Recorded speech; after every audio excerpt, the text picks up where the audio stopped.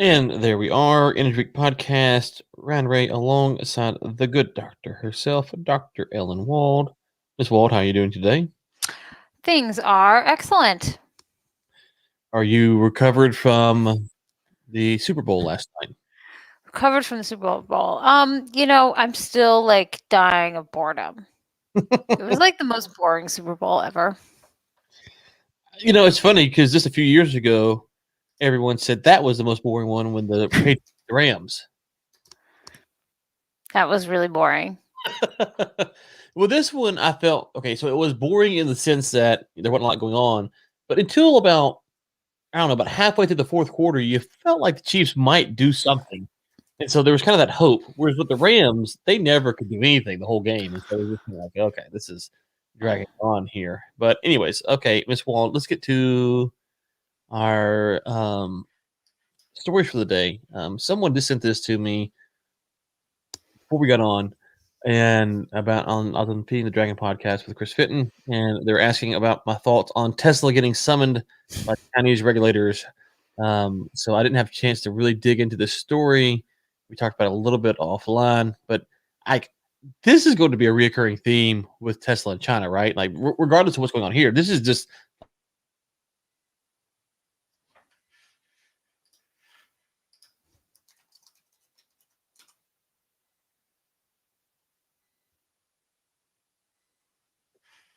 oh, are we back? Yeah, Oh, you sorry. froze. Yeah, we all froze Lost when it. there. Sorry. I'm saying that this is a story that we can just put in the hopper as rinse and repeat Tesla Chinese government. It's gonna be a problem. Yeah, I mean, I think anytime you become big and on the radar in China, it's going to be an issue. And what's interesting is the complaint, which I believe it has to do with exploding batteries or batteries that catch fire, which is, not an insignificant issue. And it does make you wonder, though, like, are people in the U.S. seeing these complaints? I mean, what's the real story here? Yeah. Well, I'll just say this: I would love. I would pay every bit. I would buy a Tesla. I'd buy 2 Teslas just to see Elon Musk be asked about the Uyghurs or over in China, just to see that bravado that he rolls out with the U.S. government, just to see all that fall apart when he's asked about the CCP. Now he might stand tall. You never know. It would cost him his entire China business, but I would love just to see him respond because he is happy to pound government bureaucracy that he doesn't like. I'm curious if he would pound the CCP given the opportunity. I mean, he has on Twitter daily, but if provoked, would he respond? So here's an article. Here's a quote from an article in the Wall Street Journal about this. In a statement late Monday in China, Tesla Shanghai said it, quote, sincerely accepted the guidance of government departments. It said it had, quote, deeply reflected on shortcomings and was working on strengthening its operations. It also said it would investigate Chinese consumers' complaints and abide by Chinese laws and regulations. It reminds me of like those, like maybe it was like in Japan, where everyone has to say I accept your criticism and like I think, I have deep apologies. It's like, but I mean, are they really doing that? I mean, what does Elon Musk say? Because Yeah. I don't think that the head of Tesla Shanghai is really all that meaningful if Elon Musk is the company. Now, one thing I did not realize until I read this article is that Tesla is the first foreign automaker to wholly own its plant in China. I did not realize that they had full ownership of their plant, which leads me to suspect that will be changed before too long. That, now that makes me think that maybe that's the real thing behind this push. I mean, They want an excuse or they want a reason to take control or take ownership of at least part of that plant. if Disney World doesn't even own Disney Shanghai, then you have to suspect that Tesla's going to have to give up some to the CCP, right? Yeah. Okay, let's see here. Let's get into some other stuff, though. Oh, speaking of, of people who like the virtue signal, exclusive Amazon orders hundreds of trucks that run on natural gas. Okay. I thought we were going with EVs. Are natural gas trucks considered EVs now? Well, okay. That's good. or bad? Because like it depends. Like natural gas was the great savior a decade ago. It was the greatest thing ever. Now methane is worse than CO2. So are we back on the methane and CO2? I mean, it's better than CO2. I'm lost. So there's a thing that's called alternative fuels. Mm.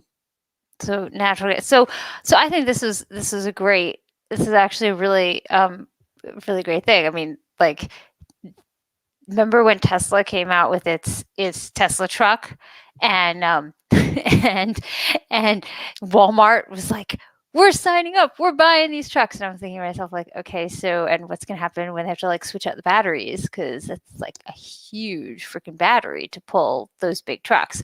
And here you have Amazon ordering hundreds of trucks that run on natural gas, which I think is a fantastic like option. And it's kind of funny. I was a couple of years ago, I don't know how, but I somehow got like volunteered to go speak at this like kind of energy environment conference that was like local at University of North Florida. And anyway, I went and I spoke and it was fine. But what was more interesting was I started talking to some guy whose job basically is to try to convince people to sell compressed natural gas trucks to people. And his whole thing, he's like, I don't understand why these big systems, like municipal buses and all this, it's like they're sitting on these old fleets waiting for EVs when they could shift to natural gas, which would be so much cleaner and longer lifespan and all the stuff that they could do it now. And so they're just like waiting with these disgusting old, like messy, polluting buses. And I don't think this got a whole lot of traction, but I mean, it makes a lot of sense. Yeah, I mean, T. Boone Pickens was kind of the guy pounding this drum.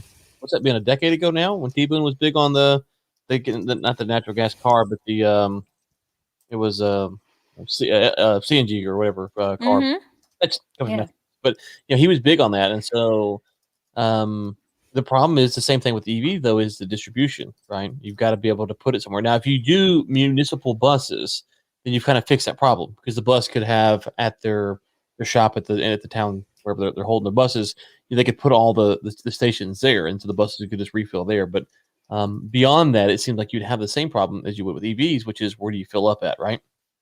Yeah, except that, if you're an Amazon truck and you're going to the distribution center and out, then hey, yeah, I don't. The distribution center. Right, so that would be a good question to ask. I guess that most Amazon trucks are probably like in New York City or Dallas Fort Worth or big. No, they're talking the big trucks, not the like little delivery. I think they're talking about the big. Well, those like the heavy duty.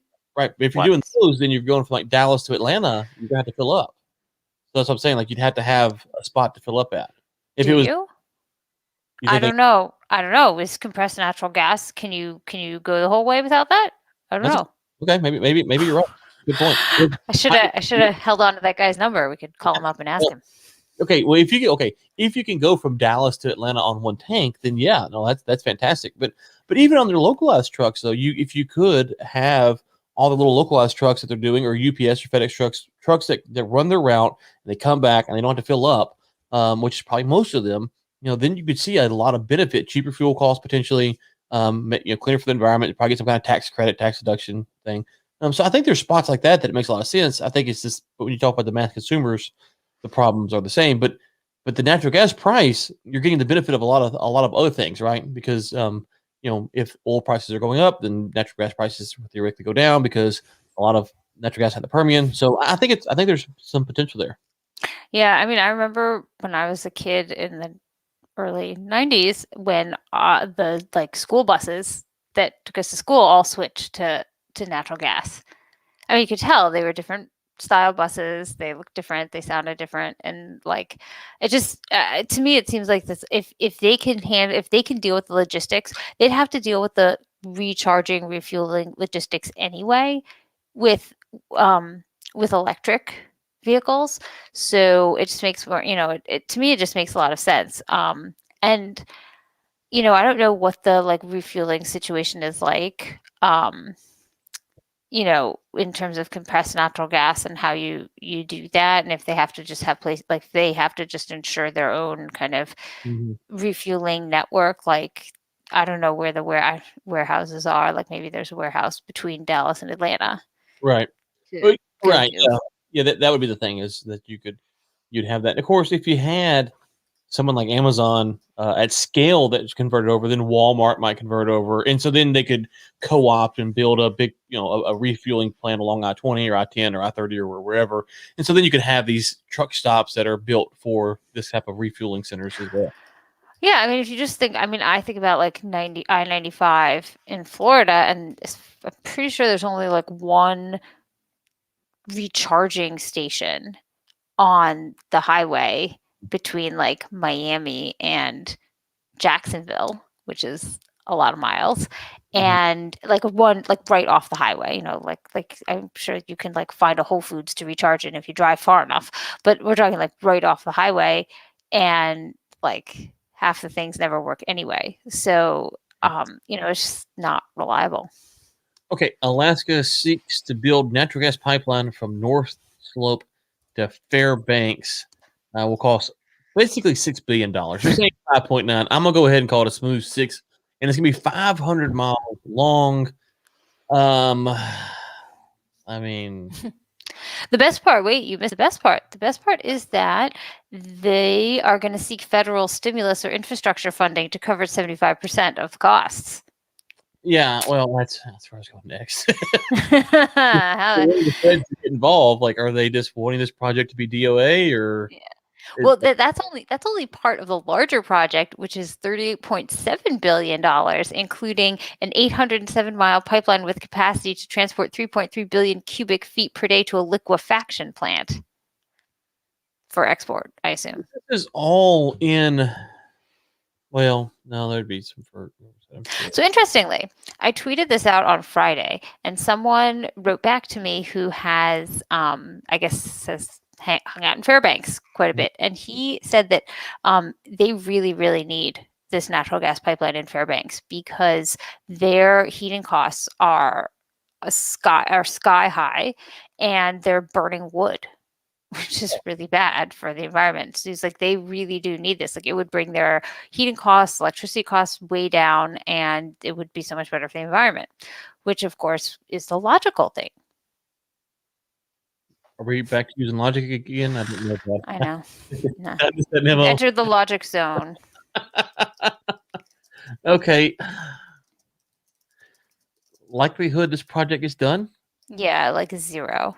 I mean, look what happened to Keystone XL. So I was also wondering, okay, so say it somehow like gets going and this comes on the national radar. Do you think you're gonna have all the like activists going out to Fairbanks like in the winter to protest the way they were with the Dakota Access Pipeline? Because that would be amusing. I would encourage them to start on the North Slope and Work their way down. work their way down. Well, wasn't Shailene Woodley, the actress, wasn't she really into the Dakota Access protest? But now I think she's like engaged to Aaron Rodgers, so maybe her protesting days are done. I didn't know Aaron Rodgers was engaged, and I don't know who she is. So, who show she? Clearly, you're not big on. She was in the Divergent movies. She was a long time ago. She was on a ABC Family show called Secret Life of the American Teenager. She was on that show on with Reese Witherspoon on HBO about these women who Shailene do Woodley. something bad. Yeah, whatever. It's like I didn't know. she's a little weird. Like Didn't know. she's like a little like weird. And then apparently Aaron Rodgers, when he was given the Walter Payton Award, announced that he was engaged, and everyone was like, "What? I thought you just started dating Shailene Woodley a week ago." So people think that. Sorry. Okay. Too much celebrity gossip sports. Back to energy. Tonight at 5, Dr. breaks down the latest Hollywood controversies. Hey, I get all my gossip from whatever I read while in the checkout line at the supermarket looking at the magazines. Covers. Yeah. Okay. That's me and you both. So, all right, let's see here. This is something I'm glad you included. I saw this morning in the Wall Street Journal. Tightening oil supplies inject new momentum into price rally. Signs of strength under the surface of the energy market suggest further gains for crude prices, some investors and analysts say, which means that some don't say that as well. So, okay, Ms. Wald, to me, the question is, what are the Saudis going to do? Right? Saudis are super happy. The Saudis are like, thank God Biden won this election. The Russians are sending him some huge gift baskets with, I don't know, whatever Russian people put in gift baskets, borscht, vodka, Yeah, a lot of vodka. some of that Russian vaccine. Well, okay. So I would like it to be noted that back in September and then even back before then, I said and wrote that actually Russia and Saudi Arabia would definitely, or that they are perhaps secretly or not so secretly rooting for Biden because Trump getting another term would not be good for them. And I got a whole lot of flack for that. I got people saying, "What are you talking about? He's best friends with BFFs with the Saudis, and Saudis need him to keep pushing Iran." All this stuff. I was like, "Look, Biden will be good for oil prices, and there's nothing. They can make a stink about Iran or whatever, but what they really want is money." And so if oil goes back up, that's what they want. So I think it was a nice big present. I mean, Biden definitely is helping this with his policies. A lot of people are arguing that the Saudis are helping too with their 1 million barrel per day cut. And I'm sure that is helping. But Russia, wow, like did they make out good? Because they didn't even have to cut anything. Right. So, a couple things here. We talk about Biden. I don't know if you saw the news that the U.S. is ending aid to Saudi-led forces in Yemen. And I haven't got to dig into the story, but during the Obama administration, we started funding or selling them weapons. Then the Obama administration stopped. Then Trump picked that back up. Now Biden seems to maybe have put the kibosh on that again. We'll have it dug too deep in there. How much do the Saudis care about the U.S. selling them weapons, and does it impact how they think about responding to the oil market at all, as far as like putting pressure on the U.S., or is it for them? Is it kind of separate issues altogether?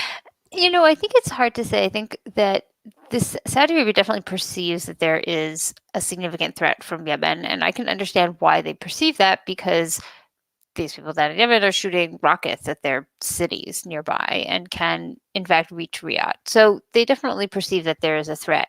However, this is like they have not managed to do anything. Like remember when they started this back in what was it, 2015? Was that when they started? Remember MBS was good. Like this was his first test. He was gonna win this war against Yemen, and they got involved. And they're still fighting this there. And the world temper has, I think, turned against this because of the horrific human rights atrocities. I mean, this is people they've devastated parts of Yemen, starvation. It's disgusting. So I really, at this point, frankly, the Saudis just should have they either needed to just bomb the crap out of them and end it, or they needed to have some sort of minor bombing campaign that they could claim made a show of force and then negotiate some exit, Vietnam-ish kind of thing, and just declare that they had achieved their goals when in fact they didn't achieve anything, but just declare it and be done with it, because it's they didn't need this to happen now. They could have fixed it up and finished it when Trump was president.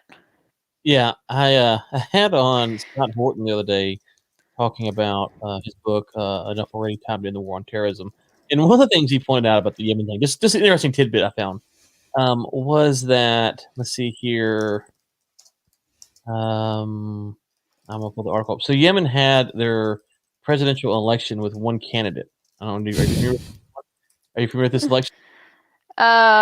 Maybe. I don't know. There's a lot. This is back in 2012. No, I don't think I was following it then. Sorry. Yeah. One person on the ballot and only one way to vote for one candidate. Sorry. So one person on the ballot that you could vote for, and only one way you could vote for that person. This is back in 2012. Okay, I kid you not. Our democracy is supposedly fragile or whatever. Okay. Here's what Secretary of State Hillary Clinton says. Ooh. In a statement, U.S. Secretary of State Hillary Clinton congratulated the people of Yemen on, quote, today's successful presidential election, calling it, quote, another important step forward in the democratic transition process. Oh, whatever staffer wrote that. Oh boy, they couldn't have done like even a modicum of research before just issuing the standard. It's like, it's like the standard like condolences or something. Yeah, and it's not like this article. This is from the NPR article or CNN where from. It says this is before her statement. It says while the election was short on candidates, the only person on the candidate was Vice President Hadi, who became president in November. No, I was like the newspaper had even called out the hypocrisy of the fact that she's saying that. Anyways, so I found that hilarious that there was one candidate and one way to vote. Mm-hmm.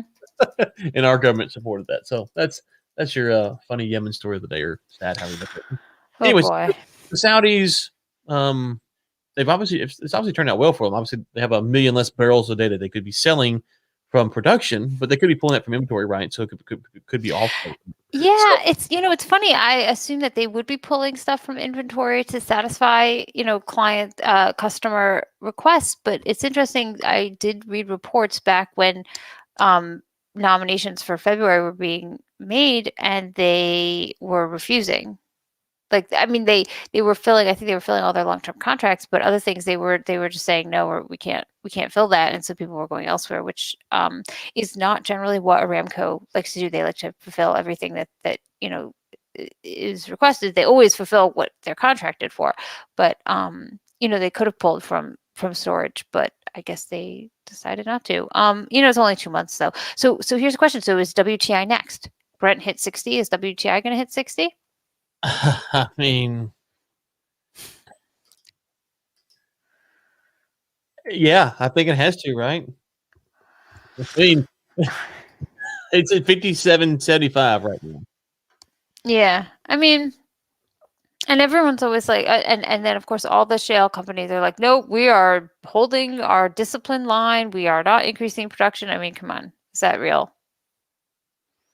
Yeah, that's the thing. It's that's why I'm curious what you think about the Saudis, because if you are a shell company and you've hedged, then drill baby drill. But if you haven't hedged, you got to be kind of nervous here because the China Lunar New Year data, and I haven't looked at the actual like physical data, but the headlines of the stories about travel being down to like 40-60%, hotel prices being cut, flights being cut.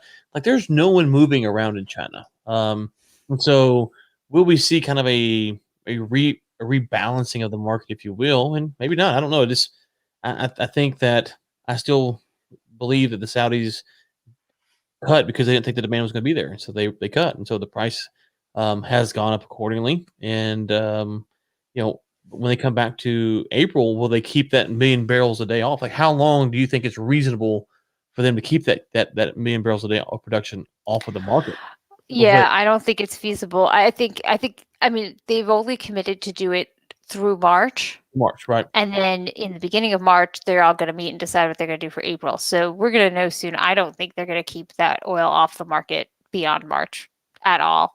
I mean, unless there's some like catastrophe or whatever. If they do, they are really running the risk of what I said, which is they're going to fall into this trap of trying to play swing producer, and it's going to go badly for them. So they've got to reassert themselves, I think, come April. Yeah, as we sit here today, is it unreasonable to assume that when we get to April, WTI is above 60, Brent's pushing 65, 63, and OPEC Plus is like, you know what? The Saudis are going to put $1 million back on the market. We're going to put some on the market too, and all of a sudden you see a flood of OPEC oil that pushes the price back down by summertime. Or do you think that it's going to take longer to reset than that?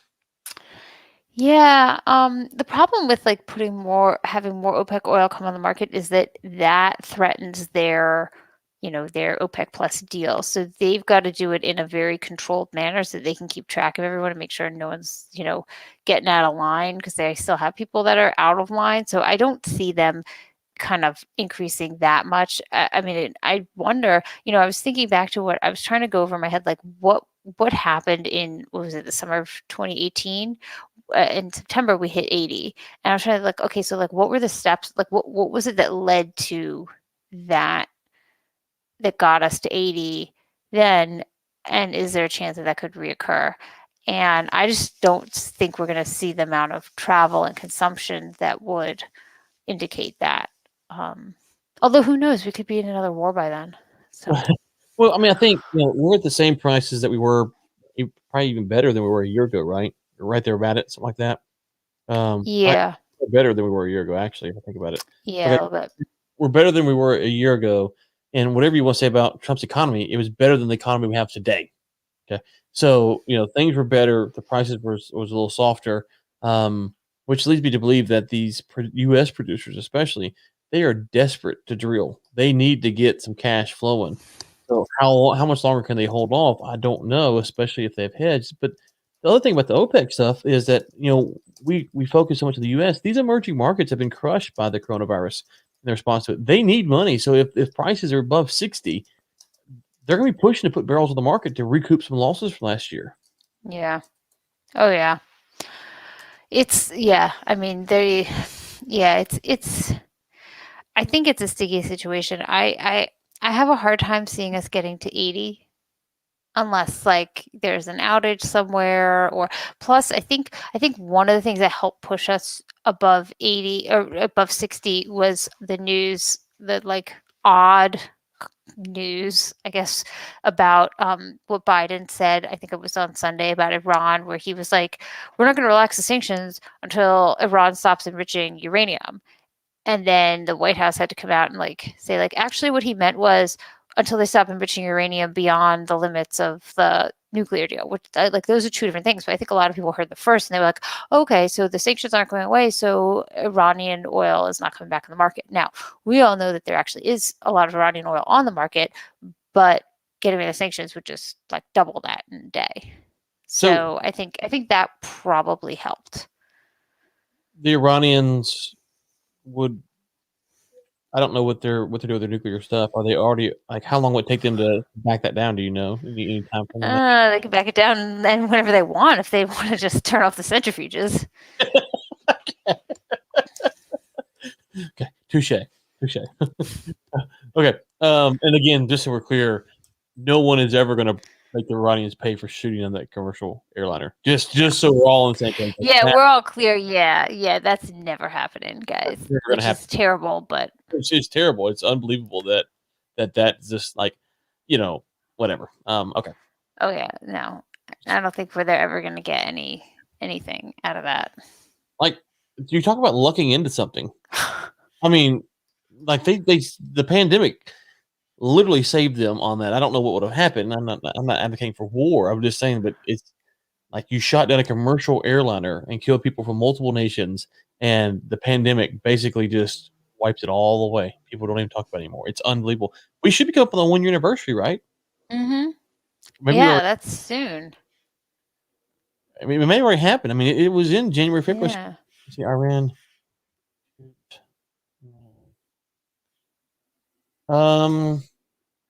That happened on January 11th, so we already missed it. All right. Wow. Or January 8th. Tells you how big of a story that is today. Yeah, exactly. No one cares, which is sad. Oh, it's terrible. It's terrible. Okay. All right. Speaking of a terrible story, pipe laying for Nord Stream 2 restarts in Danish waters. Oh, Miss Wald, I cannot take. I'm telling you, Russia loves the Biden administration. I cannot take the EU anymore. Like, I am over the EU. I'm done with the EU. You know who else is over the EU? Britain. Britain. Yes. Don't tell Orrin that. Good Lord. He's so upset about Brexit. Oh, he's yes. He's upset about everything, but he's definitely upset about Brexit for sure. And don't tell me he thinks Tom Brady's the greatest of all time. He's a Liverpool fan. There's no telling what he thinks. But let me just put my frustration with the EU in as finest a point as I can. I was listening to a podcast the other day, and this was an expert on the Uyghurs in China. The Uyghurs, for those who don't know, are being basically modern-day slaves in China, being tortured. Oh, my God. Sorry. It's horrible. I started reading about all this stuff. Like, if you buy any product today, you should read up on this stuff because a lot of them are being made by Uyghurs. Yeah. Sorry. If you subscribe to the War Room newsletter, if not, there's an interview from Sean Roberts. I'll try to put that in there. He's got a book on it. Anyways, so the Uyghurs is something I try to talk about because it's a terrible issue. And I heard this other guy, and I don't know, I can't remember this guy's name, and he was on a podcast, and they asked him about the Uyghurs, and he said, why is the EU not responding properly to the Uyghur, something like that? And the guy goes, well, the EU is really having a hard time coming to grips with the reality of what's going on. They're not really sure. You had to convince people about it. I'm like, okay, let me tell you something. I live in Granbury, Texas, Hood County, Texas, 55,000 people in my county, and I know about the Uyghurs, okay? I know about the Uyghurs. I'm no expert, and I know about the Uyghurs. Don't tell me that the EU does not know about the Uyghurs. That's the kind of just blatant, fraudulent hypocrisy from the EU that I cannot stand. So I hope they get the Russian gas and the Russians turn it on. That's what Oh, they're gonna get the Russian together. Yeah, and then they all like freeze in their chamber. It's just, or sweat to death in the summer. I'm so sick of hearing about their complaining over. I don't know. Also, Ukraine is pissed because this is going to bypass Ukraine, and they're not going to get lucrative transit fees. So all during the Trump administration, the U.S. was trying to make deals to sell LNG to European countries, and they got deals, I think, with a few, with like Poland maybe, and some others, because you gotta diversify.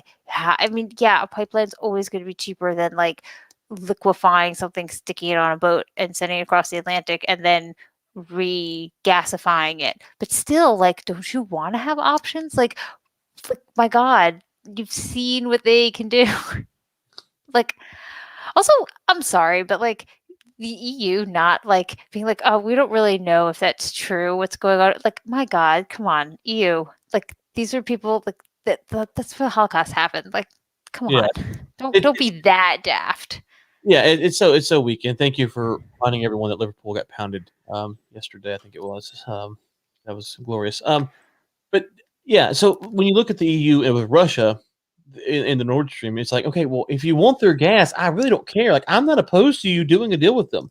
I'm opposed to you whining about you're scared of them every day of your life and then doing a deal with them. Like, yeah, and also making the U.S. Defend you by not even bothering to pay your NATO dues. Yeah, so I have no sympathy. Okay, let me rephrase. I have sympathy for the people of the EU who have no control over any of this. I have no sympathy for the leadership of the EU because screw you guys. That's what I think. So that's I would say a lot harsher, but this is a PG show. Okay, the Atlantic.com, a Super Bowl ad that the Biden presidency made possible. Can we just talk about the Super Bowl ads for a second? They all sucked, I thought. Did you like any of them? I really like the one with Shaggy and Mila Kunis and Ashton Kutcher, but mostly because like that song is hilarious. Wasn't me. Yeah, we muted that. She knows or something. Yeah, we weren't sure where that was going with the kids in the room, so we went ahead and I wasn't sure if it was going to stay clean or not, and so I was like, go ahead and turn that off. Yeah, I like that one. The Oatly one. I thought the Oatly one was brilliant. Oh, really? I didn't get it. I was like, that does not make me want to drink oat milk. What was I missing? I don't think it makes me want to drink oat milk, but it did enough to mention, what is going on here? Like, I think it was a perfect execution of something that's like you think it's supposed to be good, but then it's cringely bad enough to make you look like, who are these people? And that I feel like that's what they're trying to do, and they won. And so that from that perspective, I thought it was really good. It was really well done. I'm gonna admit, I loved the M&M's ad. I thought that was brilliant, where they have like someone is like saying they're sorry for things, and they're just handing a bag of M&M's. So this person's like, I'm sorry, like I called you a Karen. And I was like, my name is Karen. She's like, no, I'm sorry. And then I like hand a bag of M&M's. I'm like, that's great. I thought that was hilarious. Okay, we got a couple comments here real quick before we get back to this ad. Let's see here. CVX and Exxon, when pruned, would yield an amazing slate of competitive assets and big OPEX savings, not to mention to get Exxon out of dividend purgatory. We talked about that last week, right? The merger. Yeah. And I was like, Standard Oil, they're getting the band back together. I don't think that regulators would let it happen, honestly. Oh, did we like GM in Norway? I'm going to admit that I missed that one. I was probably making the pizza. Yeah, I mean, I didn't think many of them were that good. So, But was the point also that like Will Ferrell play? Sorry, was it he's supposed to be Norwegian? I kind of caught it halfway as it was starting on, and as it was going on. So I didn't get the beginning of it, and then they had a kind of a running joke, and I wasn't sure what the impetus was for what it was. So, yeah, I don't know. I don't know. The article's kind of trying to claim that basically, like, the Trump administration was worse for car companies than Obama. Well, I mean, no one was good to car companies as Obama because he bailed them all out. But Oh, I'm sorry. Go ahead. I saw a tweet that you just made me think of. Go ahead. Oh, I was just gonna say so. So basically, like they're upset because Trump froze these rules and it had more costs and benefits. I don't know. Anyway. Yeah, I saw a tweet last night after the Super Bowl, and it showed Brady's Super Bowl wins. So he had 3 during Bush's 8 years. He had 1 during Obama's, 2 during Trump's, and now he's got 1 under Biden. And the person retweeted and said the Biden years were tough on everyone. That's a good one. So I saw one where the person was like, these companies had ads during the Super Bowl during Brady's first Super Bowl. And it was like listed all these companies that are like no longer exist. It's like CompUSA, Gateway Computers, what was that? Radio Shack. Oh, it was hilarious. Yeah. Yes, I did see that one too. I think I actually retweeted that as well. Okay, sorry. We have a comment. It says from our friend who likes Manchester United. It says, no, it's all about the U.S. falling behind EVification cars to Norway.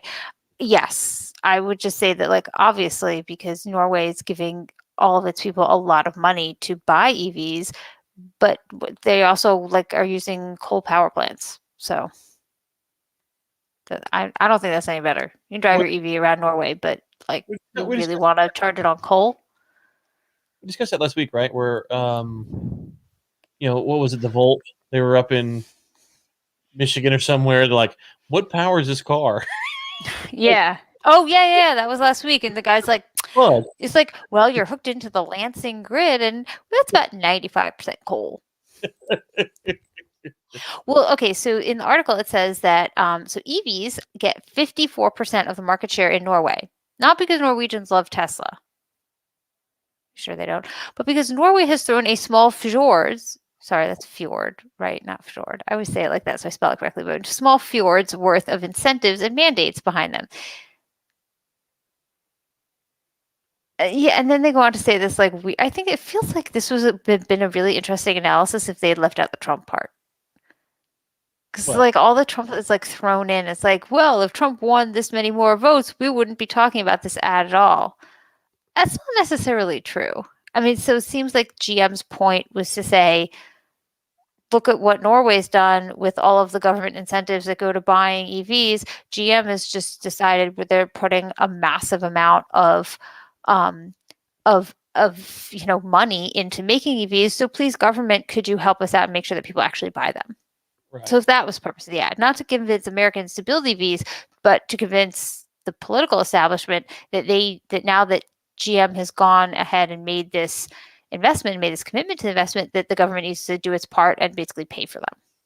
Okay, our next article comes from the Babylon Bee. Massachusetts climate officials targeting regular people who heat their homes. We have to break your will. Right, Miss Wald? Yeah, except it wasn't for the Babylon Bee. Or the Onion. Or the Onion. Did you see that Musk tweeted to the Onion, "Have you ever heard the Babylon Bee? It's great." That's great. I'm sorry, the Babylon Bee is great. Babylon Bee is hilarious. It's great. So this is not from the Babylon Bee, it's from the Washington Examiner. I mean, this is not the kind of thing that you wanted to come out in public. Didn't we? Didn't we cover a story like just last year about how they needed more natural gas and it was really rough there and all that stuff? Did we cover that story? Yeah. Oh, yeah. Well, that was back in the cold snap when they were like, they couldn't, like, they were basically burning coal and oil to keep the lights on because they didn't have enough pipelines to get natural gas. It was so expensive. And then they were like importing LNG from Russia. Yeah. So this guy, who is the undersecretary for climate change in Massachusetts, has said, quote, I know one thing that we found in our analysis is that 60% of our emissions come from residential heating and passenger vehicles.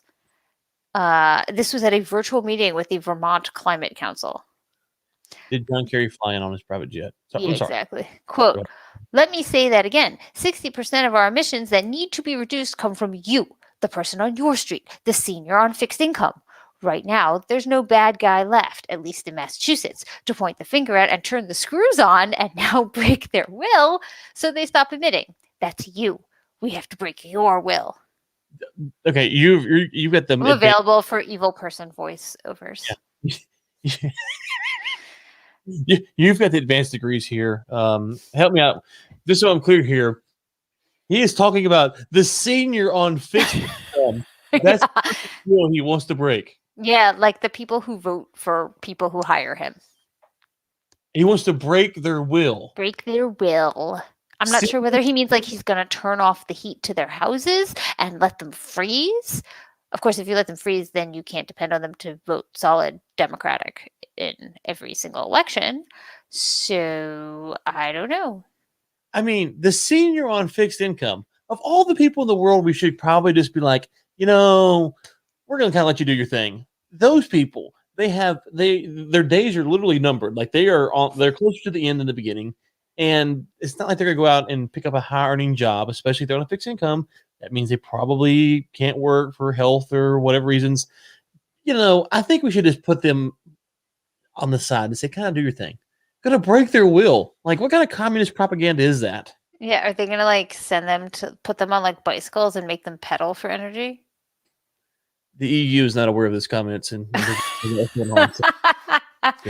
Oh boy. It's just like, well, apparently Charlie Baker tried to just be like, no one in my administration would ever say or think anything like that.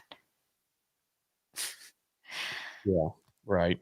Okay. All right. Yeah. Let's see here. You talked about this earlier. Chinese solar group blasts U.S. calls to avoid supplies from Xinjiang. Yeah, so them solar panels that are really stuff are being used with slave labor. So that's kind of a tough spot to be in. This is what bothers me so much with one of the things that bothers me so much about the ESG investing thing, because they're all like, rah, rah, invest in the solar panel company because they're the E in ESG and they're doing such great stuff for the environment. And then you turn around and you're like, okay, so where are they getting their solar panels from? Slavery? Well, remember, it's ESG. Social is important, that we don't support slave labor. Gains. Mm-hmm. Slavery gains. That's no, it's environment, social, and governance. Oh, I thought it was slavery. Yeah. Sorry. Well, in that case, I'm outraged. I thought they were being consistent there for a second. No. Yeah. So it just bothers me so much. It's like, just because you make solar panels does not give you a free pass to endorse like slave labor and genocide and sterilization of people. Oh, when the average man realized how much the elite could care less about what's actually going on in our world, we'd all be in a better place. And that's, it's so frustrating for me because there are people who, and I'm not talking about, so if you're listening to this podcast and you're like, hey, Ryan and Ellen are mocking me. No, that's not what I'm getting at. What I'm getting at is the people who lead these charges who really have no moral compass whatsoever. There's plenty of discussions to be had about climate or environmental impact. Those are all fine and dandy. But the people who lead the charge, like John Kerry, what did he say? It was worth flying on a private jet because he's offsetting the carbon somewhere else. Yeah, carbon offsets, man. That's what these people mean when they say they're environmentally conscious. It just means that they're using their vast wealth to like pay for some carbon offsets, which are really just like, it's not even clear what carbon offsets are. Well, but for John Kerry's standpoint, he might mean that he's costing a small town in Pennsylvania all their jobs because he's going to shut down some kind of coal plant. I'm offsetting the carbon because I've shut down this. So that's the frustration. Okay. Final story of the day. Elon Musk pledges $100 million for for new X Prize carbon removal competition, a 4-year contest seeking gigation. I don't know how to say that word. It's a big word for me. Level of solution. Any chances this works out? I don't know, but what do you think? Can I win? I don't know. Oh, with I your want to win. Well, they want to demonstrate a solution that can pull carbon dioxide directly from the atmosphere, oceans, and lock it away permanently in an environmentally benign way. I got an idea. okay. How many trees can you plant? Oh, just replant the rainforest. Yeah, let's plant some trees. Let's mobilize to plant some trees. So, serious question here, and if we have Algae also, don't algae eat? kelp, I mean, all that stuff, yeah. So, I'm very good at helping the algae bloom when I fertilize my lawn. so serious question. You might know the answer. I don't know. Is there a way to use CO2 in like these Tesla rockets for fuel or something like that? Is there a way to use it? Is it combustible like that? I have no idea. I know that they inject it into like oil fields to raise pressure. Right, they do it for that, right? And so I'm just curious: is there other ways in which? Because it seems like we're focused on eliminating it. My question is there a way to use it? Because if you can, Yeah, as opposed to just store it. yeah, Well, trees use it. I remember I learned about photosynthesis in 5th grade and then again in 9th grade biology. Okay. Well, okay. So here's what we're gonna do. We're gonna have Musk pay us $100 million to transport it. We'll build like a railroad from the Tesla SpaceX port in South Texas all the way down to the rainforest, and it'll be carbon trains, and then we'll just take it down there and then we'll just spray it out over the rainforest. Yeah. We're Yeah. worried about deforestation down there. We're gonna fix that. Yep. I mean, apparently the taiga forest in Siberia is like accountable for like sucking most of the world's carbon dioxide out of the atmosphere. We're gonna make the rainforest great again. That's what we're gonna do. Make the rainforest great again. Exactly. We can't let those Russians suck all the carbon dioxide. Yeah, it's it's a matter of national security. They're taking all the CO2 out of the atmosphere. Apparently, the full competition guidelines will be published on April 22nd. Is that Earth Day? Probably so. Let's see here. Oh, Earth Day wasn't, but no, Earth Day is like March 15th. April 22nd. What you said? Yeah. That's Yeah. Earth Day. Yeah, that's Earth It Day. is? Okay. Well, we've got some time until they publish the full guidelines. Can I just say, would it not be hilarious if someone like Aramco wins this award? I'm serious. I would love to hear a carbon expert, CO2 expert, like explain what can we use this for. Surely there's something, because even with like nuclear waste, they can recycle it and they can reuse it for some level. So is there Propulsion makes sense. I mean, I'm not like a rocket scientist, but like I would definitely think propulsion could be a thing. Yeah, you would think so. You would think so. Okay. All right. That is it, Miss Wald. Where will you be this week? Let's see. I'm going to be on the War Room newsletter and Hot Take of the Day on Wednesday with an as yet to be decided column. And then I will be on investing.com on Thursday. And possibly I'm working on an op-ed about the federal leasing moratorium, oil and gas leasing moratorium that will probably be published somewhere. Okay. All right. Well, I'll be at the War Room newsletter as always. Feeding the Dragon podcast, Text Oil and Gas podcast, and Don't Let the Facts podcast. And if you're curious about China and the Southeast Asia stuff, I have a guest coming on inside the War Room on an interview Thursday night, so probably a Friday. So get a feel of Myanmar and all that good stuff going on in that part of the world. So, but anything else, Ms. Wald? I think that's it. All right. Well, thank you, Suck Doctor. that carbon dioxide, guys. Yes. Breathe in and hold it. Right? Yeah. Breathe in and hold it. Yeah. You breathe out. Yeah. Well, don't you wonder, like, if masks actually were stopping like viruses, wouldn't they just like hold the carbon dioxide in too? There you go. Oh, I will be on a panel this Thursday talking about gasoline prices and how high they might get this year. So I will put a link to that in the show notes. It's a free webinar for anyone who wants to attend as well. So I think it's Thursday, 1 o'clock Central. I think what it is. Anyways, Very I'll- exciting. That All right. sounds good. talk to everyone next week. Bye.